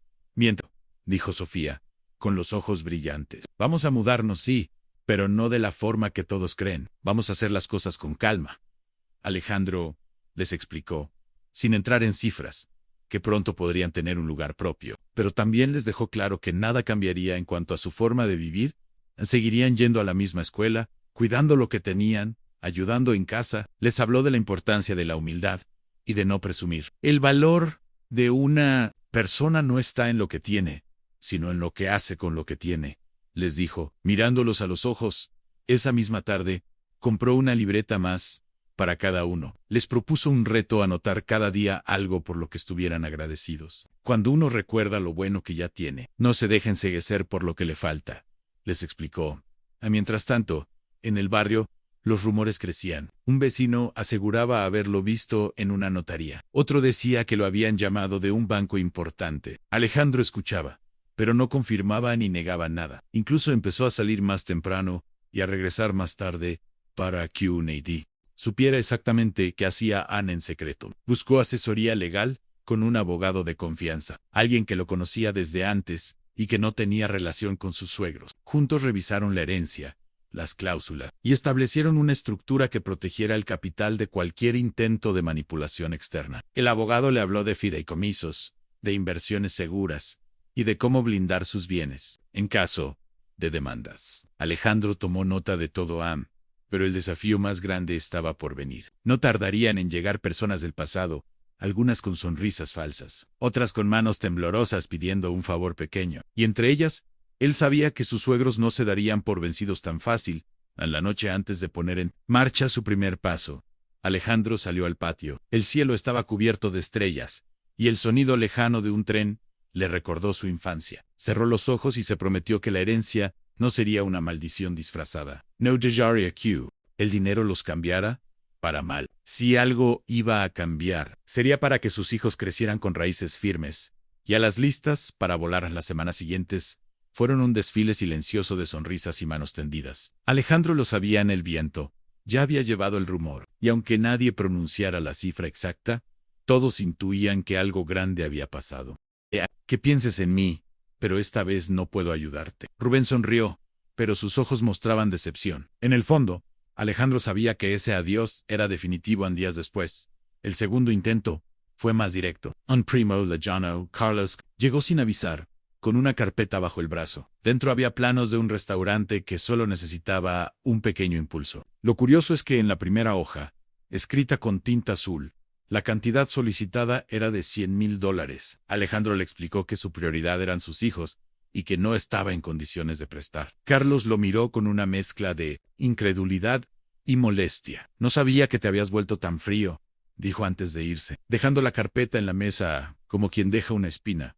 Pero lo más complicado llegó una mañana de sábado. Tocaron la puerta con insistencia y, al abrir, Alejandro encontró a sus suegros, impecablemente vestidos, como si fueran a una boda. Su suegra sostenía un sobre grande, y su suegro llevaba un maletín negro. Necesitamos hablar, dijo él, entrando sin esperar. Invitación. Se sentaron en la sala. Alejandro ofreció café, pero ellos lo rechazaron. El suegro abrió el maletín y sacó unos papeles. Es un poder notarial queremos que nos autorices a administrar la herencia. Creemos que, por tu situación, podrías cometer errores y perderlo todo. Alejandro respiró hondo. No le sorprendía la maniobra, pero le dolía la facilidad con la que hablaban de arrebatarle el control. No voy a firmar nada, respondió. Firme, este dinero es para mis hijos, y yo sabré cómo cuidarlo. Su suegra arqueó las cejas. No seas terco. Alejandro piensa en su futuro. Nosotros tenemos experiencia. Por su futuro. No lo pondré en manos de quienes quisieron separarlos de mí, dijo, mirándolos a los ojos. El silencio que siguió fue pesado. Los suegros se levantaron, recogieron sus papeles y se marcharon, no sin antes advertir: no siempre vas a poder protegerlos tú solo en esa noche. Alejandro entendió que la herencia no era solo dinero, era un campo de batalla, y si quería ganarlo, tendría que aprender a caminar entre lobos, sin dejarse morder las primeras lluvias de noviembre. Llegaron con ese olor a tierra mojada que a Alejandro siempre le recordaba su infancia. Mientras veía caer las gotas sobre el techo de lámina del pequeño galpón que había comprado, pensó que aquel lugar era exactamente lo que necesitaba, en un refugio donde transformar la herencia en algo más que números en una cuenta bancaria. No quería que sus hijos heredaran solo dinero. Quería dejarles un legado que tuviera alma, algo que contara su historia, y la de ellos. El galpón estaba en las afueras de la ciudad, rodeado de campos y con un camino de grava que crujía bajo los pies. Por dentro, era un espacio amplio, con paredes de ladrillo viejo y una gran puerta de madera que chirriaba al abrirse. Había polvo acumulado en cada rincón y telarañas que colgaban como cortinas olvidadas. Alejandro pasó horas limpiando, moviendo tablas, revisando herramientas. Con cada golpe de escoba, sentía que expulsaba no solo la suciedad física, sino también los restos de la vida anterior, a las humillaciones, el abandono, la soledad. Con parte de la herencia, compró máquinas, una sierra de banco, una lijadora industrial, un torno para madera. Cada una de ellas fue colocada como si fueran piezas de un rompecabezas que él ya... Primero apareció Rubén, un viejo compañero de trabajo que no lo llamaba desde hacía más de 5 años. Su mensaje fue breve: hermano, tenemos que vernos. Te extraño. Alejandro sonrió al leerlo. Sabía que no era nostalgia lo que lo traía de vuelta. Aún así, aceptó la reunión, no para ayudarlo, sino para medir el tipo de conversaciones que tendría que enfrentar en adelante. Encontraron en un café pequeño, de mesas de madera y olor a pan recién horneado. Rubén comenzó hablando de viejos tiempos, pero pronto la charla dio un giro predecible. Mira, Ale, no quiero ser descarado, pero estoy levantando un negocio y me falta un socio confiable. No es mucho, apenas unos $30,000. Y pensé en ti, porque sé que tienes madera. Habla, Alejandro. Si sabes escucharla, te dirá en qué quiere convertirse. En los niños, curiosos, lo acompañaban después de la escuela. Sentados en un rincón, hacían dibujos de mesas, sillas, estanterías. Él les pedía que imaginaran muebles para personas específicas, en una mecedora para una abuela que leía junto a la ventana, una cama pequeña para un niño que soñaba con piratas. Poco a poco, el taller comenzó a llenarse no solo de madera, sino de ideas, risas y el olor a barniz recién aplicado. Pero el camino no fue fácil. Algunos días, la inseguridad regresaba. Había noches recordaba las palabras de su propio padre, dichas décadas atrás, cuando él era un muchacho: lo que se gana con las manos no se evapora con el tiempo. El primer encargo llegó de forma inesperada. Una vecina le pidió una mesa de comedor diferente a todas las que se venden en las tiendas. Alejandro se volcó al trabajo como si fuera una obra de arte. Usó roble para la estructura y pino para los detalles, incorporando un diseño tallado a mano que representaba hojas de jacarandá, en honor a la calle donde había comenzado todo. Cuando la entregó, la mujer quedó tan emocionada que le pidió permiso para recomendarlo. Ese mismo mes, 3 nuevos pedidos tocaron la puerta. A la noticia, corrió rápido. Algunos clientes venían por la calidad, otros por la historia que empezaba a rodear su taller. A todos recibía con café y con un apretón de mano sincero, explicándoles cómo trabajaba y qué significaba para él cada mueble. Era más que carpintería, era un puente entre su pasado y el futuro de sus hijos. Sin embargo, también regresaron los lobos. Empresarios con sonrisas pulidas le ofrecían sociedades estratégicas para escalar la producción, a cambio de controlar las decisiones. Viejos conocidos reaparecían con planes de expansión que olían más a trampa que a oportunidad. Alejandro escuchaba, agradecía y cerraba la puerta con suavidad. Había aprendido que no todas las alianzas valen la pena, y que a veces lo mejor que puedes decir es no en una tarde, mientras lijaba una tabla bajo la luz dorada del atardecer. Se dio cuenta de algo. Ya no pensaba en la herencia como un golpe de suerte, sino como una semilla, y él, con sus manos y su terquedad, estaba decidido a cuidarla, hasta que se convirtiera en un bosque. Tienes razón, mezclé elementos y nombres. Corrijo y unifico todo desde aquí. Los mellizos son Camila y Tomás, la esposa fallecida, Mara, los suegros, Ernesto y Julia, el abogado, Lícan Martínez, el benefactor y abuelo materno, Rodrigo Méndez, la cuidadora de la casa, Elisa. La casa está en Olmo 17, San Isidro. A continuación te entrego el cierre corregido y extendido, hilando con lo anterior, la llave, la casa, la hendidura en la pared, la casita del jardín, la hora a las 3:15, y dejando una enseñanza clara en cierre corregido, la puerta que abre por dentro. La mañana en que Alejandro regresó al despacho de Martínez con Elisa, parecía suspendida en un gris amable. Subieron por el pasillo alfombrado, saludaron a la recepcionista de cabello plateado, y el licenciado los recibió de pie, con las mangas arremangadas y una carpeta lacrada sobre el escritorio. No hubo preámbulos.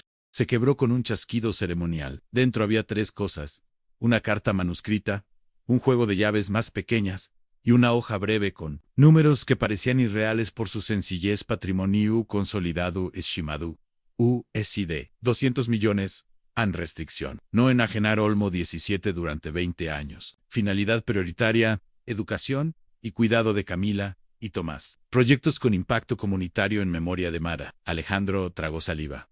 No pidió confirmaciones. La cifra era menos ruido que responsabilidad. Tomó la carta. Alejandro, si estás aquí, ya viste la casa y respiraste su silencio. Sí, estás aquí, es porque no elegiste el atajo del rencor. Olmo 17 no es premio, es encargo. Dentro del salón hay un reloj de péndulo. Ponlo en hora y deténlo en las 3:15. Ese fue, en mi obstinación, el minuto en que decidí reparar tarde lo que rompí temprano. La pared junto a la chimenea tiene una cerradura que entiende de tiempos, no, T-metal. Lo demás te lo explicará Elisa mejor que yo. Eren Méndez, el abogado, levantó la vista. El resto se regulariza en 2 citas. Dijo Nuna para protocolizar tu representación sobre el fidel. Lo que quería no estaba en firmas, sino en hechos, en volver a su casa con Camila y Tomás, y echar a andar una vida que no fuera una prueba para sobrevivientes. Esa tarde, de vuelta en Olmo 17, el aire sabía a piedra fresca. Camila y Tomás correteaban por el pasillo, como si los retratos antiguos les aplaudieran. Alejandro los sentó junto a la chimenea. Les voy a enseñar un truco, dijo, sonriendo con una tranquilidad nueva. Le dieron cuerda al reloj. Lo pusieron en hora y, cuando el péndulo marcó 3:15, Alejandro apoyó la palma sobre la hendidura rectangular que había descubierto la noche anterior. Hubo un clic sordo, un susurro de gases viejos, y el panel se corrió hacia adentro, revelando un nichito de madera con una caja plana, un sobre y un llavín diminuto. El sobre llevaba escrito para Alejandro: cuando ya entienda que las casas se abren por gesto. Dentro, una foto en Mara de 20 y algo. Risa inconfundible. Bufanda roja. De pie bajo el limonero del jardín. Al dorso, la letra de Rodrigo: tu risa sobrevivirá a mis torpezas.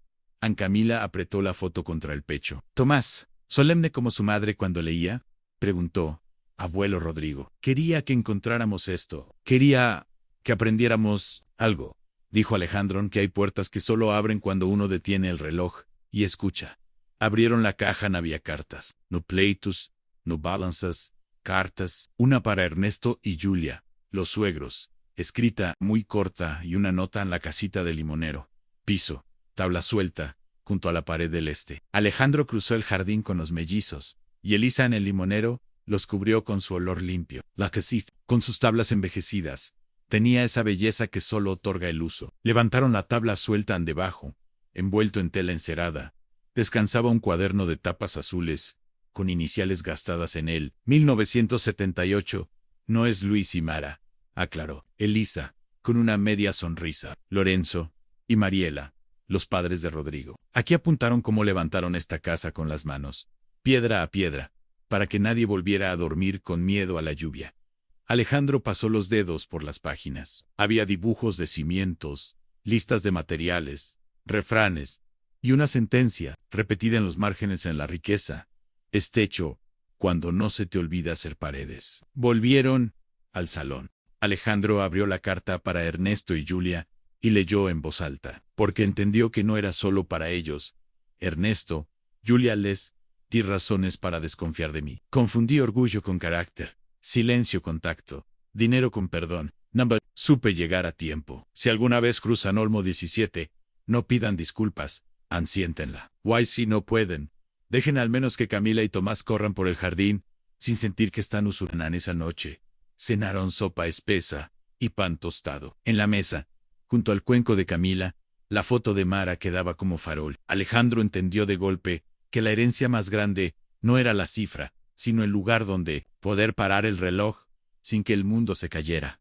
A los suegros llegaron 3 días después, puntuales a su orgullo. Ernesto con traje oscuro. Julia, con el bolso apretado contra el antebrazo, como si fuera un salvavidas. No entraron imponiendo la casa, no lo permite. Eliza, maestra de ceremonias sin medallas, los condujo hasta la mesa del ventanal. Esta vez, yo hablo primero, dijo Alejandro, y hablo claro. Colocó sobre la mesa una carpeta, la copia simple, no los originales en fideicomiso, a nombre de Camila y Tomás. Restricción de venta de la casa. Representación exclusiva del padre. Plan de estudios y salud. Cronograma con el licenciado Martínez. Luego, sacó del sobre la carta de Rodrigo destinada a ellos y la dejó boca abajo. Pueden leerla después, añadió. Ahora, escúchenme. No van a administrar nada. No van a decidir nada sobre mis hijos. Si quiero que los vean, que los acompañen, que aprendan. Pero aquí no se manipula. Ni con papeles. Julia quiso replicar. Ernesto la detuvo con un gesto que, por primera vez, parecía fatiga y no mando. Tardó unos segundos. Que los años se habían hecho más largos, Alejandro, dijo al fin.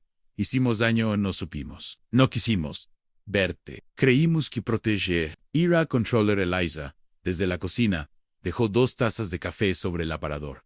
El gesto más humano siempre salva una escena. Alejandro respiró. No voy a gastar esta casa en culpas, respondió. Les propongo reglas en visitas abiertas. 0 entregas. Si quieren estar, estén. Si quieren mandar, esta no es su casa. Julia miró alrededor. El reloj marcaba las 11:01, pero lo que pesaba era la foto de Mara sobre la repisa. El limonero. Más allá del vidrio, la risa de Camila desde el pasillo, porque Tomás acababa de inventar un juego con las fichas del dominó. Julia tocó la carta sin abrir. La guardó en el bolso como quien acepta una piedra necesaria. Queremos verlos crecer, dijo. Sin condiciones, confirmó Alejandro. No hubo abrazos. No se fuerzan a la escuela de los mellizos. Médicos de confianza. Seguro sin letra pequeña. Un fondo pequeño pero inviolable para emergencias del barrio. Eliza lo bautizó Fondo Mara, sin pedir permiso. Y nadie se lo negó. Por las tardes, la casa comenzó a llenarse no de curiosos, sino de hábitos. Camila y Tomás hicieron propio el cuarto de las colchas claras, el que Rodrigo había mandado armar demasiado tarde. Eliza enseñó a Alejandro el arte sutil de mantener, sin presumir, aceite en las bisagras, aire en los armarios, fruta sobre la mesa, un jarrón con ramas del jardín. La riqueza, descubrió Alejandro, es silenciosa cuando es digna. Y quedaba un misterio en el cuaderno azul de Lorenzo y Mariela. Lo leían como novela en voz alta, a 3 voces en Alejandro, Camila, Tomás. Allí estaba la memoria constructiva de Olmo. 17 años. Cómo elevaron el techo para que la lluvia no hiciera música triste. Por que leas, no te pierdas por contar monedas. Cuenta mesas servidas, libros leídos, manos dadas. El dinero es lluvia sin techo. Te empapa, sin tierra, se escurre, con raíces, florece. Alejandro levantó la vista. Camila sonreía con los ojos. Tomás hacía como que no se conmovía, pero había acomodado la foto de Mara más cerca del cuaderno. Eso era herencia en un domingo cualquiera. Los mejores suelen serlo. Abrieron el jardín. No como evento, sino como costumbre. Eliza horneó pan. Ernesto trajo limonada. Sí, Ernesto en el gesto pesaba más que sus excusas. Julia se ocupó de cortar fruta con una delicadeza que había escondido bajo su soberbia por demasiado tiempo. Vecinos cruzaron la reja con timidez. Los niños descubrieron que el limonero hacía sombra suficiente para leer. Alejandro bajó de la biblioteca una caja de cuentos que Mara había amado y la dispuso en una mesa baja, bajo el árbol, Camila leyó en voz alta a dos pequeños. Tomás, que decía no gustarle leer en público, terminó explicando a otro cómo armar un rompecabezas de mapa. Ernesto y Julia se quedaron a cierta distancia, aprendiendo a estar a abrir nada, sino para recordar. La pared cerrada le devolvió su propia calma. Sobre la repisa, acomodó tres cosas: el cuaderno azul M+M, la foto de Mara con la bufanda roja y un papel escrito de su puño proyecto, raíces en techo, mesa, libros. No había números. Los números estaban bien guardados donde corresponde. Lo que se ve en una casa son intenciones. Esa noche, antes de dormir, se sentó en el borde de las camas. Hijos, dijo, la vida nos cambió por fuera, sí, pero lo que nos sostiene por dentro son hábitos en gratitud, trabajo, silencio cuando hace falta, voz cuando toca. Si un día sienten que el ruido del mundo los confunde, vengan aquí, detengan el reloj en 3:15, respiren y vuelvan a abrirse por dentro. Y, si no estamos en casa, anónimos en inviernos duros, libros en mochilas sin foto, un fondo para urgencias que nadie publicitaba. El barrio se acostumbró a que la ayuda no viniera con altavoz, sino con puertas abiertas y sillas de más en el último renglón, ese que cierra por dentro. Llegó una tarde de primavera. Tomás, ya alto, colocó sobre la repisa una foto nueva en él, y Camila, bajo el limonero, leyendo a dos chiquitos, que no conocían la historia completa, y que no necesitaban conocerla para sentirla. Alejandro la miró y, sin ponerse solemne, dijo, listo. Esto era. No hubo aplausos. Hubo pan tibio, olor a limón, una risa que venía de la cocina, el reloj detenido, solo un rato, en las 3:15. Y la enseñanza, que al fin se volvió hábito: el dinero puede abrir. ¿Y si no estamos en casa?, preguntó Tomás. Entonces, cierren los ojos y recuerden el olor a limón, respondió. Alejandro. Camila asintió con la seriedad luminosa de quien entiende un mapa invisible. Años después, porque las buenas casas atraviesan los años, Olmo seguía sin venderse, sin vitrinas, sin escoltas. Era casa. La llamaban la casa que leía en el jardín. Había un rincón de cuentos.